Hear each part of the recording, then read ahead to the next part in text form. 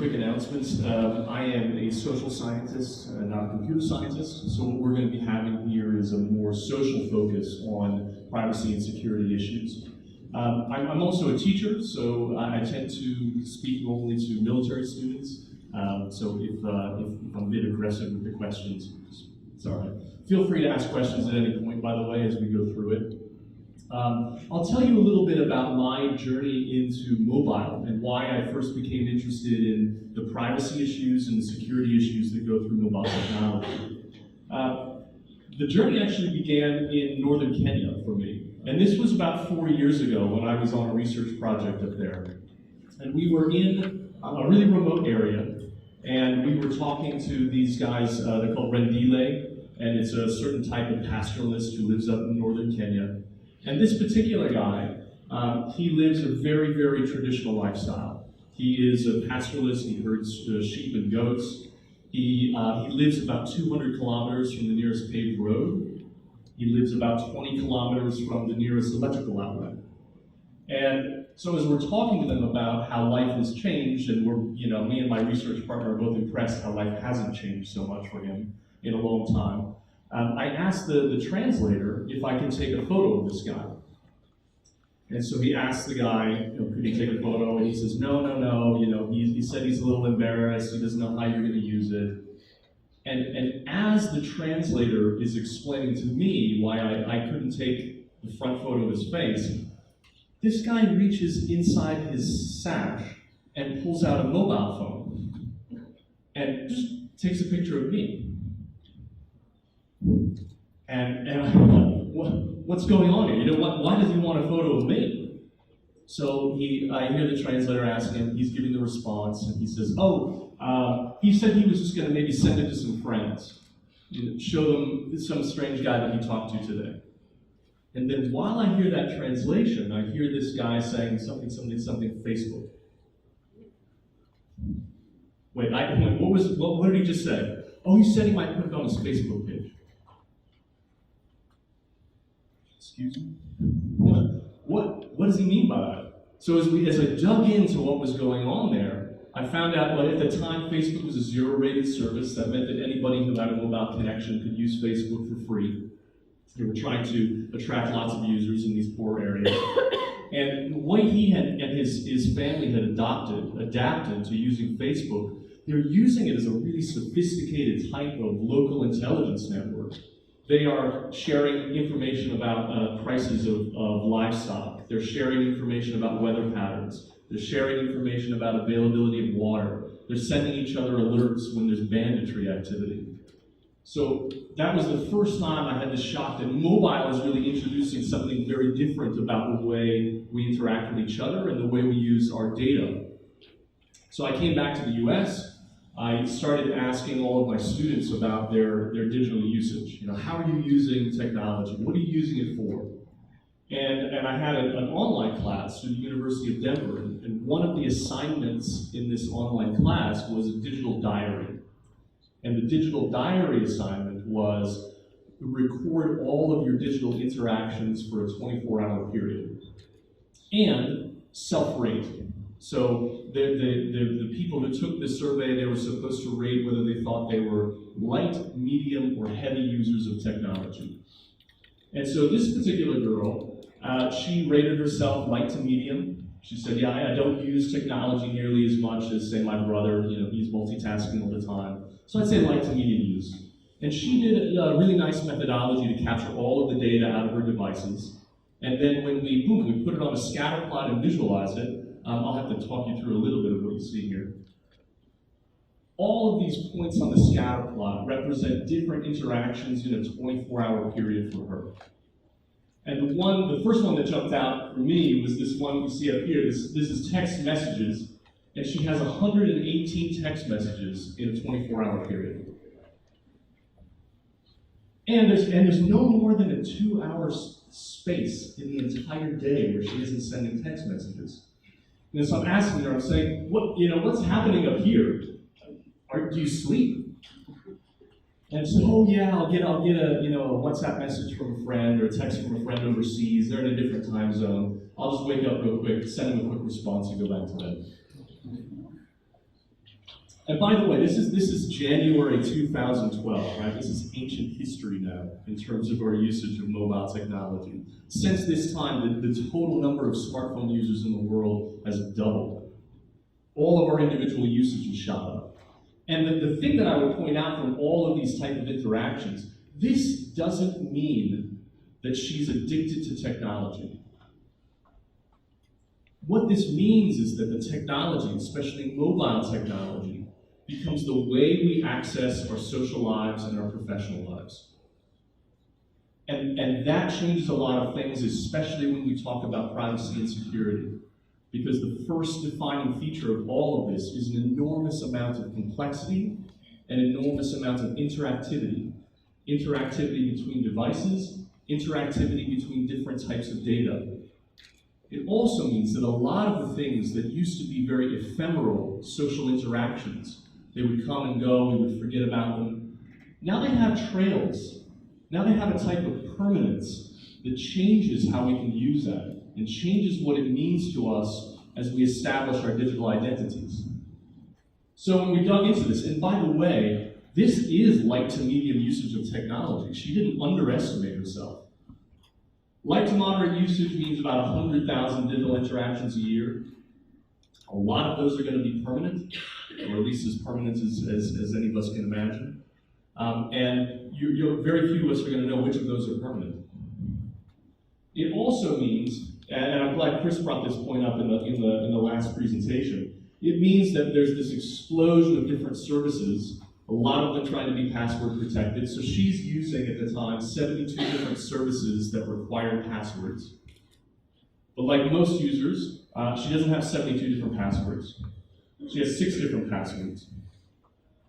So this growing complexity has grown beyond the ability of any individual to really make sense of it. And certainly it's beyond the ability of any individual to track the security functions and the privacy settings of all of these things. We're just trying to use them. We want to get to the goods, and the goods are each other. So this is one of the reasons, by the way, when I work with clients or I work with students, if we come away with only 2 recommendations, in fact, they only get 2 things out of what I say about privacy and security for them. The first is that they use a password manager. Do not try to use your brain to do this stuff anymore. So using a password manager to manage all the logins, and also using 2-factor authentication for your primary email address. The primary email address is the anchor to all of these different services. And that must have a higher level of security. But again, going back into this, what this means for us socially, we're in this very interesting stage of this explosion of data, this explosion of experimentation. But we have very little sense of what that means for us in the long term. So Eric Schmidt, executive chairman of Google, had said in the book he put out last year, that trail of information that shapes our online identities in the future begins well before any citizen has the judgment to understand it. And I'll take a little bit of kind of future preview here. I'm going into a little speculative territory about some of the trends that I think we're going to be seeing and how that really plays into this.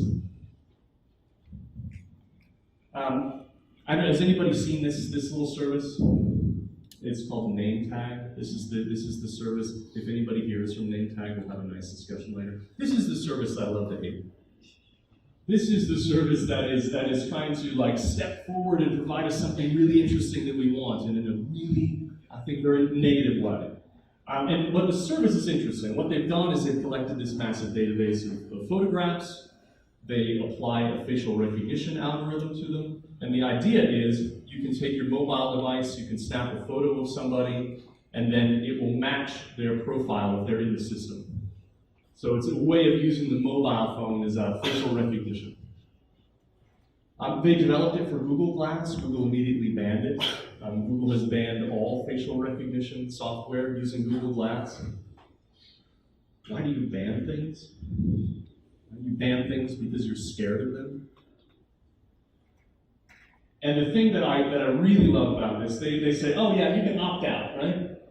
You don't have to be part of this service. Do you know how you opt out? You opt out by logging in with your LinkedIn or your Facebook account. So yeah, you can take yourself out of the system. You just have to give us all your other data. So this is how not to do something in the app environment.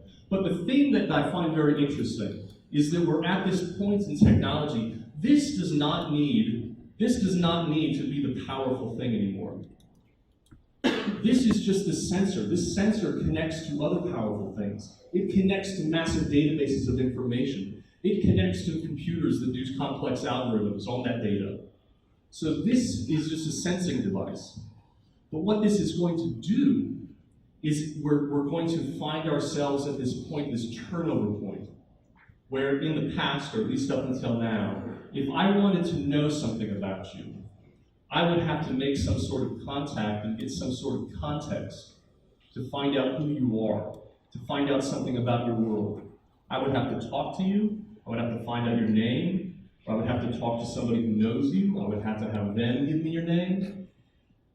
So your real identity kind of stood in front of this digital identity that was behind you. And now we're at this point where we're starting to see the first signs that that's switching. That divide clearly between the physical and the personal, between the public and the private, those are both merging. So now the digital identity might come before you. I might be able to see who you are and understand something about you, or at least look into the digital context before I've ever met you. I think that's a really important change. And it's being powered by this vast increase in the power of the technology. I pulled this up. This is not necessarily facial recognition. This is facial matching software from Facebook. But it's a nice example of how this real focus on developing new types of computing power opens up new possibilities for the use of data.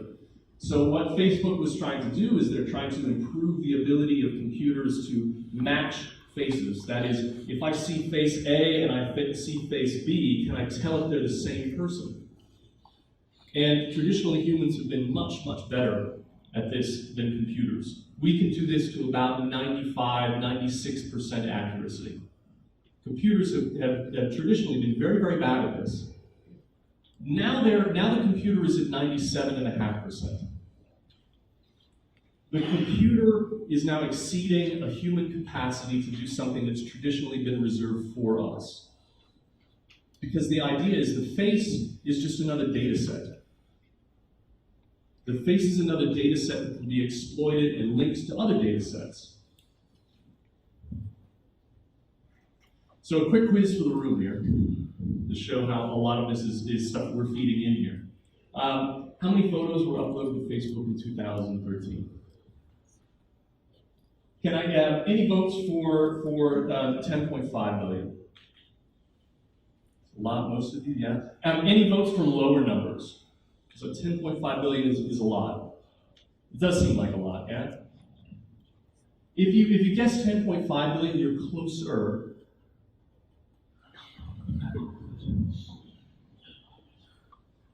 Oh, and by the way, this is now the third largest photo sharing service in the world. 2 years ago, it was the largest photo sharing service in the world by orders of magnitude. Now it's the third largest. When you look at all of those charts of mobile usage, all of those charts of the way we save data, it's just rocketing up. We are sharing so much information. And that information can be used, can be examined, can be analyzed in new and interesting ways. Anybody would guess what the number one or number two services are for photo sharing? Instagram? No. WhatsApp is number one. Number two, Snapchat. So Facebook has 10.5 billion per month. Snapchat is around 12 billion a month. WhatsApp, we can kind of aggregate out the data there of what is a message versus what is a photo. But in pure messaging, WhatsApp is at 20 billion a day.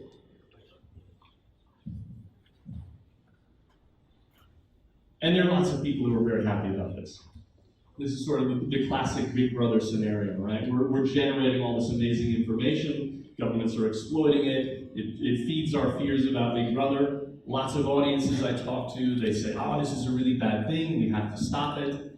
And I would make this shift over to say, Actually, this stuff isn't about Big Brother. This stuff is going to be things that you will want.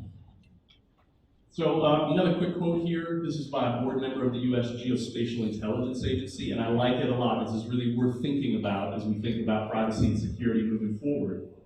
A surveillance society, not a surveillance state, by the way, a surveillance society that is all of us, is not only inevitable and irreversible, I've come to the conclusion that it's irresistible.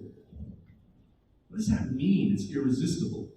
And I often do consulting for security managers, and when we talk about this topic, they're always saying, well, we've got to find some way to fight that, and we can't have that in Europe, X, Y, and Z. So I'll put them up with a hypothetical situation, because I like to see them switch their minds very, very quickly. This was at the CBIT convention last year, by the way, and it was just an algorithm that would detect faces and detect emotion in faces. So what I put up to them is the hypothetical, is I say, okay, you said we can't have this, we've got to block all this. What about this? What if I could offer you a service that if a recently fired employee approached your building and was angry, that you and your security team would get a text alert? Would you want that? And they'd always say, well, can you give that to me? Do you have that? They're all going to be these very interesting use cases where we are going to want things that in the hands of somebody else we wouldn't want. If you're in the United States, if I could offer you a service that would send you a text message alert or give you a call if a registered sex offender approached your house, would you want that? There's a very big open set of questions. There's a lot of ethical questions that are going to be faced to us as we find new ways to make use of this massive surge of data that we're sharing. And we're still in this ramping up phase. We're still in this shooting up part of the curve where the power is increasing so quickly. So in that next 24 months, in the next 2 years, we're going to add as much raw computing power as we did in all of previous history. So another Eric Schmidt quote that he likes to say is he talks about how quickly data is being shared on the web, and he says, I spend most of my time thinking the world is not prepared for the technological revolution that will be coming to it. I'll also put something else up about here. I am a virtual reality. I'm interested in it. I'm very curious in it. And my opinion of it, you should definitely try it. It's going to be a bit of a Viewmaster thing right now. It's going to be a bit of a, it's a little bit of a gimmick right now. But I think that in the long term, this becomes a very, very interesting technology, particularly for mobile. Because virtual reality, as it becomes more sophisticated, becomes a very interesting way for us to step into the computer, to step into the world of data. And mobile devices will most certainly be the most important window into that. And the reason that I picked this out is that all of these changes, when we talk about the mobile device potentially being the vehicle of the security state, when we talk about the mobile device being the window into virtual reality, it changes our emotional relationship with the technology. The way that your users are going to adapt to this technology, the way that they're going to grab onto new services and hold on to them, the way employees in your organization decide whether or not to work with you or to work against you when it comes to security policies, those are all fundamentally emotional questions. Those are emotional questions about the model they have in their mind for what this technology means to them. And we've got this very thin layer of understanding on a rational level what all these relationships mean. We've got a very, very deep capacity to emotionally make sense of these things and to create emotional models for what these things mean. So virtual reality, when the user steps into the device, when that becomes their portal into all sorts of different environments, when that becomes more central to the way they connect socially with the people they work with and the people they care about, the way they think about the device changes. That if we think trust has been important now, wait until we get into these later stages. Trust becomes essential, and the way you communicate trust becomes essential. So if I talk about big shifts that we're seeing, if we talk about these major shifts, there are a lot of them, of course, but I'll just highlight 3 of them. That first shift, the computers are getting much more powerful, much more quickly. Anybody who's trying to stay on the leading edge of any technology is in for multiple cases of whiplash. How quickly this stuff evolves once everyone is connected to markets. The boundary between the public and private. A lot of it comes down to choice, but a lot of it is out of your hands about the things that other people are sharing about you, the complexity of your digital identity online. That idea that there was this sort of personal life and then there was a private life, and those two things were very clearly delineated. Technology in some way, and the way we use technology is blurring that boundary. And the boundary between what we consider to be purely physical and purely digital, that's also blurring in important ways. So when I talk to people about what does this mean to have a physical life, to have something be purely physical versus something that's purely digital, that boundary, again, very imaginary. I love looking at things like 3D printing that play with that concept of what is digital and what is physical. So what should you do? And I'll admit right here, I don't know you. I don't know what your roles are. I would have to dig into really what your problems are. But I'll talk about kind of 3 groups of people that I often talk to, and how I give advice in very broad sense to all of them. And this is much more about understanding the emotions that we relate to mobile usage when it comes to privacy and security.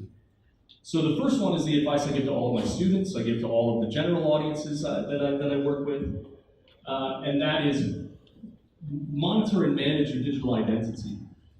That is, your digital identity is something that is always in flux, that is always changing. And images, especially images that are created and shared on mobile platforms, are becoming a more fundamentally important part of what your digital identity really is. These photos, by the way, these are the photos that I pulled up last night in the hotel room when I did a Google image search on myself. And these are very different than the photos I looked at 6 months ago. And when I looked at all these, yeah, all of these in some way are connected to me, but often in surprising ways. So we've got the obvious here. I'm using shadow puppet theater here. The obvious, these are me. Then I've got things like, Pinterest posts. Where it becomes really interesting are when I get down to things like this and this, where this is a former student of mine who's a combatant commander in the military. He mentioned me in a blog post. So now my name comes up connected to his blog post through an image search. Interesting. Same thing here. This is another military student. I helped him out. I took some photos of a training event that he did. He tagged my name with those, so now I'm associated with military training on the first page, by the way. I took tango lessons. I'm in the Facebook group for that. I did a meditation retreat. This is becoming a more sophisticated window into the identity, but all of this stuff is really taken out of context. So when I talk to my military students, they're in a really difficult position right now because they want to be using all of this stuff, but they want to have the options open for them as they move forward. So what I tell all of them is, look, if you are going to be working in intelligence, you want to be doing some kind of undercover work, and you've been sharing photos of yourself online, forget about it. The other thing that I bring up in my classes, and it was kind of a sinking heart moment for me, was reading the account of some of the hostages who were executed by ISIS. And with some of the hostages who were released, they talked about the first interrogation. And do you know what the first question was when they were all interrogated after they'd been kidnapped? It was one word: password. What's your password? because then they dug through everyone's digital identity with a fine-tooth comb. And the people who had any kind of connection to the military, that didn't go very well for them. So the things for me, we're in that same situation right now. I can't necessarily control the context, but I have to be aware of it. When I go up to northern Kenya in 5 years and that guy takes a photo of me, he's going to take a photo of me not just because I'm a curiosity, but because he's going to want to know who I am and what I'm doing there. This kind of contextual information may get me into trouble, even though I would have to explain, no, that's some student and it's some other thing. This very blurry phase we're in right now is a really important one to consider. When I talk to IT departments, one of the things that I say is you've got to change your job description. That is, and I'll move quickly here. If I change your job description, that means if you're in this mode of being the security guard who's blocking things and saying no, users will find a way around you. If you change the image to what you're doing as public health official, you're helping them. You're not talking necessarily about the organization. It's about them and the group they're a part of. And they know they can turn to you and trust you if they have an issue. That's a much more helpful mental model. And decide which brother you want to be. Because users are going to make choices on an instinctual level, on an emotional level, about whether they see you as a big brother who's watching them and using data in a way that doesn't follow their interests, or are they going to see you as the little brother? The brother they can kind of trust, they have to watch them, but they've got a close relationship with them because this brother wants to work with them, he wants to help them. Being perfect isn't important. We're all going to screw up security because security is impossibly hard in this environment. However, trust is very important, and trust is something that we can build and maintain with users, as long as we're empathizing with them, as long as we're thinking about what their mental model is of the types of interactions we're feeding them. Yeah, I had my niece send me a little photo. This is her secret diary right here. This is what you're holding for the users. You're holding their little box of secrets here. And this is something so important to think about. How are you using this stuff in a way that is going to maintain that trust as you move forward with it? And the last slide, we're in a very, very bad situation when it comes to privacy and security. It is a very difficult environment. It is very, very complex. But this photo, by the way, this is my first day on the bus going to school. That's me right there, the groupie vets. It's exciting. And I'm terrified and I'm excited at the same time because we're in this very, very exciting phase, and I have a lot of faith that collectively we can address these types of problems. And collectively we can develop this technology in a way that builds connection and builds trust. Thank you very much.